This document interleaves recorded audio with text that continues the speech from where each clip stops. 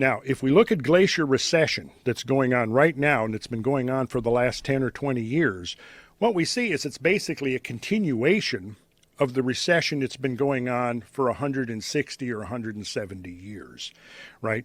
So it's important to establish what's our baseline. When we're comparing modern recession of glaciers, bear in mind that our baseline is we're starting from the glaciers being bigger than they had been in 10,000 years, right?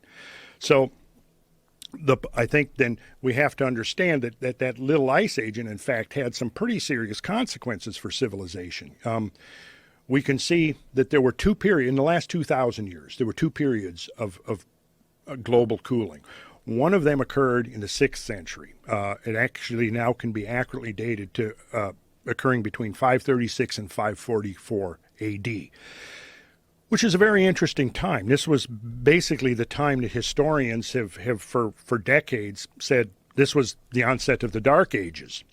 It's also the time during which all of the Arthurian myths and the Grail quest stories are placed.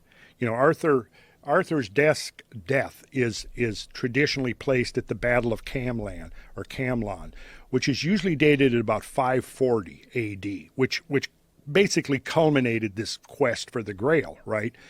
What was now the Grail stories themselves were set down in writing between about 1180 and 1230 AD, in this really interesting time during the Middle Ages, at the same time that the great cathedrals were being built, when the Cathar movement was at its strongest, when the Knights of the Temple were at their strongest, when Kabbalism schools were flourishing in Spain, when the troubadours were making their circuits around Europe, spreading news and entertainment, but really probably carrying esoteric information to the initiates that had the key to the secret language that they used. It was a very interesting time.